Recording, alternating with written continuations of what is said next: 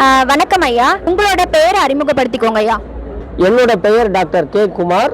நான் தமிழ்துறை மாநில கல்லூரியில் இணை பேராசிரியராக பணியாற்றிட்டு இருக்கேன்.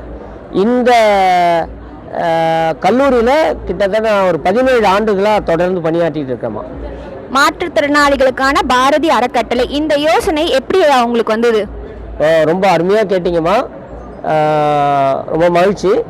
மாற்றுத்திறனாளிகளுக்கான பாரதி அறக்கட்டளை என்பதை நான் ஏன் நிறுவனேன் அப்படின்னா, இன்றைக்கு தமிழ்நாடு முழுக்க நிறைய மாற்றுத்திறனாளிகள் பள்ளியில் கல்லூரிகளில் படிச்சுட்டு இருக்காங்க. அந்த பள்ளிகளில் கல்லூரிகளில் படிக்கக்கூடிய மாற்றுத்திறனாளிகளில் பல வகை உண்டு.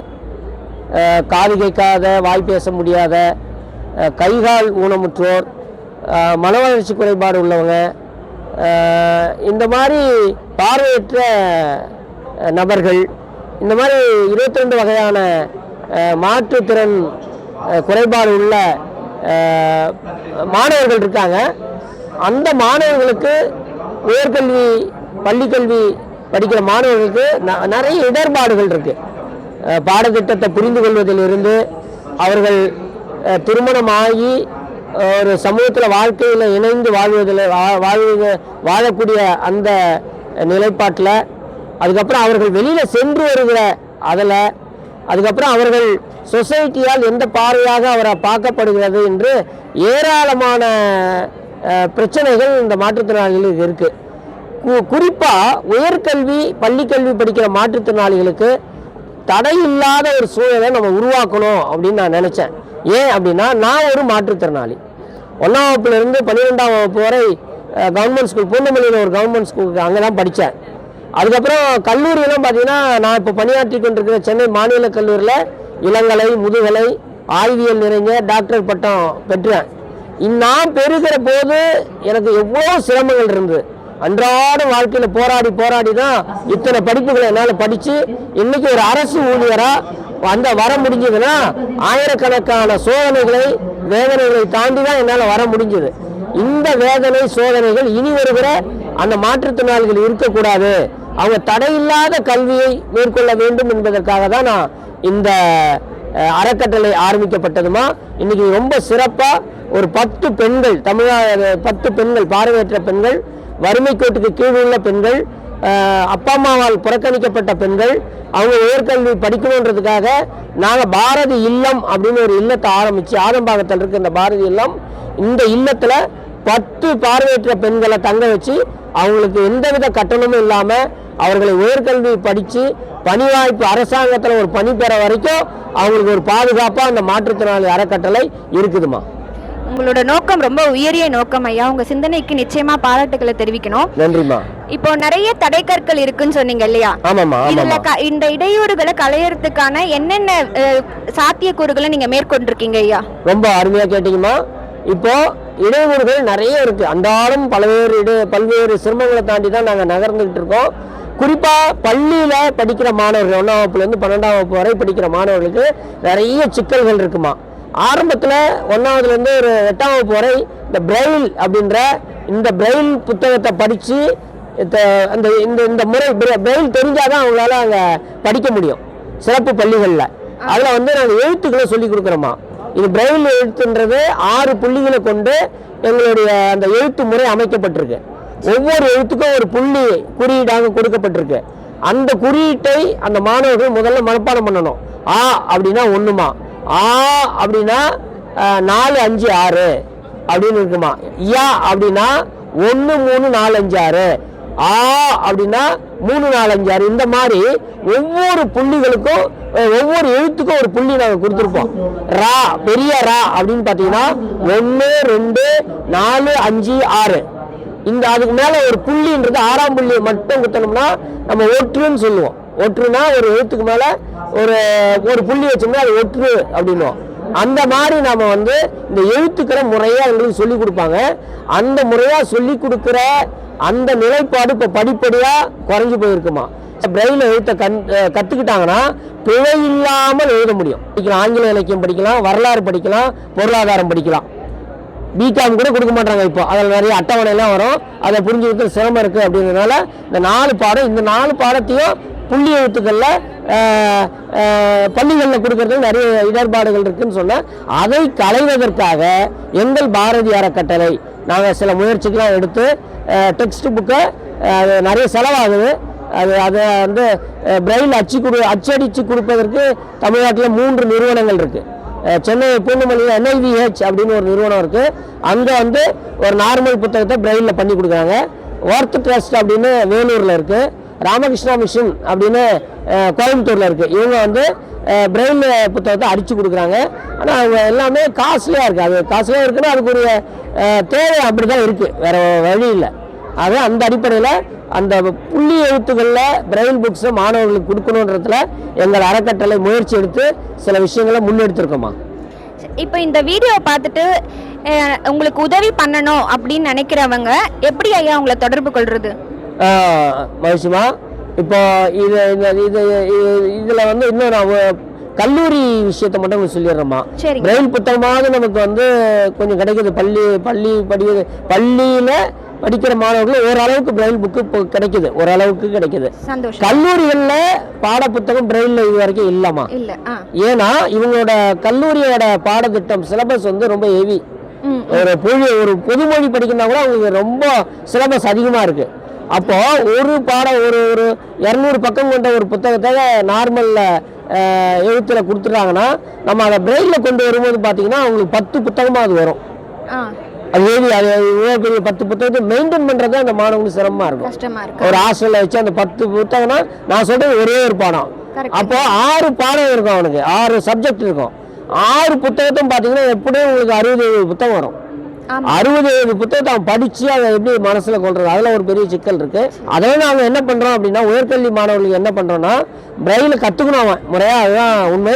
ஆனா அதுக்கப்புறம் இன்னைக்கு வந்திருக்க நவீன ஊடக கருவிகள் வந்து பார்வையற்றவருக்கு மிகப்பெரிய ஒரு வரப்பிரசாதமா இருக்குமா. அதாவது கணினி வந்து எல்லா பார்வையற்றவருக்கும் கற்றுத்தரோம். நாங்கள் கணினியில் நீங்கள் எதை கொடுத்தாலும் பார்வை உள்ள ஒரு நபரும் நானும் அந்த கணினி முன்னாடி உட்காந்தோம்னா அந்த பார்வை உள்ள நபரை விட என்னால் ஸ்பீடாக டைப் பண்ணி ஒரு பக்கத்தை ஒரு 3 நிமிஷம் என்னால் டைப் பண்ண முடியும். சிறந்த விஷயம். அந்த மாதிரி கணினி வந்து இன்னைக்கு எங்களுக்கு இருக்குது. அது வழியாக இந்த கல்லூரி பாட புத்தகங்களை என்ன பண்ணுறோம் அப்படின்னா ஆடியோ ரெக்கார்ட் பண்ணுறோம். இப்போ நீங்கள் கேட்டீங்க அருமையாக நாங்கள் என்ன பண்ணணும்னு, எளிமையாக நீங்கள் எந்த வித பொருளாதாரம் அதை பணம் கூட கொடுக்காம நீங்கள் என்ன செய்யலாம் அப்படின்னா, அது குறிப்பாக இளைஞர்கள் இன்னைக்கு நிறைய இருக்காங்க சேவை செய்கிறவங்க, அவங்கள நீங்கள் ஒருங்கிணைத்து இந்த பாடத்திட்டங்களை ரெக்கார்ட் பண்ணி ஃபோனில் நமக்கு ரெக்கார்ட் பண்ணுற வாய்ப்பு எல்லாருக்கும் இருக்குது. அதை பென்ட்ரைவ்ல காப்பி பண்ணி கொடுத்தீங்கன்னா அந்த கல்லூரி மாணவர்கள் அந்த பாட புத்தகம் ரெக்கார்ட் பண்ணப்பட்ட அந்த பாடங்களை போட்டு காதால கேட்பாங்க. காதால கேட்டாங்கன்னா அவங்க ரொம்ப எளிமையா புரிஞ்சுக்கிட்டு அதனால நிறைய படிக்கிறாங்க. எங்கள் பாட விஷயங்களை அவங்க ரெக்கார்ட் பண்ணி அனுப்புனாயா, அதை பத்தி எப்படி தெரிஞ்சுக்கிறது? நீங்க பாரதி அறக்கட்டளையை தொடர்பு கொண்டீங்கன்னா இப்போ வந்து பெரும்பாலும் பார்த்தீங்கன்னா பாடத்திட்டம் ஒவ்வொரு கல்லூரிக்கும் ஒரு பாடத்திட்டம் அப்படின்றத மாற்றி தமிழ்நாடு முழுக்க ஒரே பாடத்திட்டமாக உயர்கல்வி மன்றம் கொண்டு வந்திருக்காங்க. அதே நீங்கள் ஒரு முறை ரெக்கார்ட் பண்ணி கொடுத்துட்டீங்கன்னா கிட்டத்தட்ட அடுத்த ஒரு 5 ஆண்டுகள் அந்த பாடம் மாறாமல் இருக்கும். அடுத்த 5 ஆண்டுகள் கழிச்சு இன்னொரு சிலபஸ் வந்துடும். அந்த 5 ஆண்டுகளுக்குரிய பாடத்திட்டத்தை நாங்கள் கொடுக்குற பாடத்திட்டத்தை ரெக்கார்ட் பண்ணி கொடுத்தீங்கன்னா இங்கே ஆயிரக்கணக்கான மாற்றுத்திறனாளிகளுக்கு நாங்கள் அதை கொடுப்போமா. இது யார் வேணாலும் பண்ண முடியும், யார் வேணாலும் பண்ணலாமா. ஃப்ரீயா இருக்க நேரத்தில் அவங்க வந்து இதை ரெக்கார்ட் பண்ணி கொடுத்தாங்கன்னா அவங்களும் அந்த பாடத்தை பற்றி ஒரு அறிவு அவங்களுக்கு கிடைக்கும். இங்கேயும் ஆயிரக்கணக்கான மாணவர்கள் படித்து அறிவு பெறுவதற்கு, வாழ்க்கையில் ஒரு நல்ல நிம்மதியான ஒரு வேலையில் அமர்வதற்கு அவங்க ரெக்கார்ட் பண்ணி கொடுக்குற அந்த சேவை வந்து ஒரு மிகப்பெரிய ஒரு சேவையா இருக்கும். பத்தியும் சொல்லிட்டு இருந்தாங்க. அப்போ மாற்றுத்திறனாளிக்கான பாரதி அறக்கட்டளை இன்னொரு விஷயத்தையும் முன்னெடுக்குதுமா. படித்து முடித்து விட்டு MA, MPhil, PhD, B.Ed எல்லாம் நிறைய பார்வையற்றவர்கள் படிச்சுட்டு வேலை இல்லாமல் இருக்காங்கம்மா. இன்னைக்கு ஒரு பெரிய வருத்தமான ஒரு செய்தியாக இருக்கு. TNPSசியில் குறைந்த எண்ணிக்கையில் தான் அந்த போஸ்டிங் வந்து கால்ஃபர் பண்ணுறாங்க. ஒரு 6000 போஸ்ட்னா அது 12 லட்சம் பேர் எக்ஸாம் எழுதுறாங்க. அந்த 12 லட்சம் பேரில் 6000 பேரில் பார்வையற்ற எப்படி வர முடியுன்றது ரொம்ப கேள்வியாக இருக்குமா. எங்களுக்கு இடஒதுக்கீடு வந்து 4% இருக்குது. மாற்றுத்திறனாளிகளுக்கு 4% இடஒதுக்கீடு கொடுக்கணும்னு மத்திய அரசு மாநில அரசு சொல்லிக்கிட்டு இருக்காங்க. அதை நடைமுறைப்படுத்தாமல் இருக்காங்க பல அரசாங்கங்கள். அதை நடைமுறைப்படுத்தினா கூட நாங்கள் அந்த 6000 பேரில் 4% அப்படின்னா நீங்கள் பாருங்கள் 400 பேர் ஒட்டுமொத்த மாற்றுத்திறனாளி வேலைக்கு போகிறது ஒரு பெரிய விஷயம். அப்படி அந்த முறையாக பயன்படுத்தினாங்கன்னா அது போயிடலாம். இப்போ அந்த போட்டித் தேர்வுகளில் பாஸ் பண்ணுறவங்கள தான் அவங்க தேர்ந்தெடுக்கிறாங்க. அதில் மாற்றுத்திறனாளிகளை சரி கலந்துக்கிட்டோம் அப்படின்றதுக்காக நான் வந்து TRB, TNPSC, UPSC, UGC, IBPS இந்த மாதிரியான தேர்வுகள், ஸ்டாஃப் செலெக்ஷன் இந்த மாதிரியான தேர்வுகள் நடந்துக்கிட்டே இருக்குது.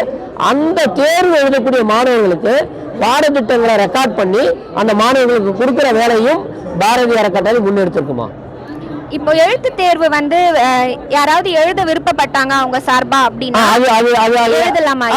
அது என்னன்னா பிரசிடென்சி காலேஜில் மட்டும் பார்த்தீங்கன்னா ஒரு 100க்கு மேற்பட்ட பார்வையற்றவர்கள் படிக்கிறாங்க. இளங்கலை, முதுகலை ஆகிய பிஎஸ்சிலாம் படிக்கிறாங்க. அவங்களுக்கு வந்து தேர்வு நடக்கும். சரிங்கய்யா. ஸ்கூல்ல வந்து பிரெயில் எழுதுவோம். இங்க ஸ்கிரைப் அப்படின்னு சொல்லுவாங்கம்மா, எழுத்தர். நான் சொல்ல உங்களாண்ட நீங்க வந்து தேர்வு நேரத்தில் நீங்க வந்து உட்காந்துடணும். உங்ககிட்ட கொஸ்டின் பேப்பர் கொடுப்பாங்க. நீங்க கேள்வி கேட்க ஓரலா சொல்றத நீங்க பேப்பர்ல எழுதணும். எழுதிக்காக ஸ்கிரைப் அப்படின்வாங்க. அது வந்து பிரசிடென்சி காலேஜில் ஒவ்வொரு ஆண்டும் 100 பேர் தேவைப்படுறாங்கம்மா. இப்போ எனக்கு ஒரு சந்தேகம் ஐயா, நான் இது வரைக்கும் பார்த்தது இல்ல, அதனால தெளிவுபடுத்திக்கிறதுக்காக கேட்கிறேன், நேயர்களுக்கும் அது கொஞ்சம் தெளிவா இருக்கும். இப்போ ஒரு எக்ஸாம்ன்றது 3 மணி நேரம் நடக்கும் இல்லையா, அதே மாதிரி தான் 3 மணி நேரமா ஐயா? இல்ல, நமக்கு 1/2 மணி நேரம் எக்ஸ்ட்ரா இருக்குமா. 1/2 மணி நேரம் எக்ஸ்ட்ரா. பார்வையற்றவர்கள் 1/2 மணி நேரம் அரசாங்கமே கூடுதலா நேரத்தை கொடுத்திருக்காங்க. இப்போ உங்களை வந்து தொடர்பு கொண்டாலே நீங்களே வந்து அந்த எழுத்தாளர்களை வந்து நான் நெறிப்படுத்துவேன். 9442183557 டாக்டர் குமார் நான் அட்டென்ட் பண்ணுவேன். நீங்க ரெகுலரா வந்து அந்த பார்வையற்றவர்கள் படிச்சு காட்டலாம், டெக்ஸ்ட் புத்தகத்தை படிச்சு காட்டலாம், நேரடியாக கூட படிச்சு காட்டலாமா. இப்போ இந்த நம்பருக்கே வீடியோ ரெக்கார்ட் பண்ணி பாட புத்தகங்களை படிச்சு அனுப்பலாமா. அதே மாதிரி குமார் கே professor@gmail.com. சரிங்க ஐயா, நல்லது. இப்போ நீங்க இந்த புக் ஃபேர் போடுறதுக்கான ஐடியா எப்படி சார், எத்தனை வருஷமா ஐயா போட்டுட்டு இருக்கீங்க? இதுதான் நாங்கள் முதல் முறையா பாரதிய அறக்கட்டளை முதல் முறையா அந்த முயற்சியை நாங்கள் எடுத்திருக்கோம். நாங்கள் முதல் முறையா இந்த பிரெயில் புத்தகத்தை விழிப்புணர்வு கொடுக்கணும் பொதுமக்களுக்கு. புள்ளி எழுத்துனா என்ன அப்படின்றத சொன்னோம். அது இல்லாம பார்வையற்றவர்கள் நிறைய ரைட்டர்ஸ் இருக்காங்கம்மா, எழுத்தாளர்கள், கவிஞர்கள் எல்லாரும் இருக்காங்க. அவங்க எழுதின புத்தகங்கள் நிறைய எழுதியிருக்காங்க. இங்கே நாங்கள் கிட்டத்தட்ட ஒரு 12 எழுத்தாளர்களுடைய புத்தகங்கள் எல்லாமே பார்வையற்றவர்கள் எழுதின புத்தகம் தான். அதை நாங்கள் காட்சிப்படுத்தி விற்பனை செஞ்சுக்கிட்டு இருக்கோம். புத்தகத்தின் மூலமாக நான் சொல்றது என்ன அப்படின்னா, இங்கே நிறைய பார்வையற்ற எழுத்தாளர்கள் எழுதிய புத்தகங்கள் நாங்கள் விற்பனைக்கு வச்சிருக்கோம். நீங்க வந்து வாங்கி ஆதரவு கொடுத்தீங்கன்னா இந்த எழுத்தாளர்களுக்கும் கவிஞர்களுக்கும் ஒரு மிகப்பெரிய மகிழ்ச்சியா இருக்கும். மாற்றுத்திறனாளிகள் நாம் ஒன்று சேர்ந்து, மாற்றுத்திறனாளிகளுடைய எழுத்தாளர்களும் ஒன்று சேர்ந்து ஒரு அரங்கத்தை எடுத்து நம்ம எழுத்துக்களை ஏன் இந்த சமூகத்தில் வெளிப்படுத்தக்கூடாதுன்ற ஒரு ஆதங்கம் வந்ததுமா. அதன் அடிப்படையில் இந்த அரங்கத்தை அமைச்சிருக்கோம். இங்கே சிறுகதைகள் இருக்கு, அதாவது மாற்றுத்திறனாளி எழுத்தாளர்கள் எழுதிய, பார்வை மாற்றுத்திறனாளிகள் எழுதிய சிறுகதைகள் இருக்கு.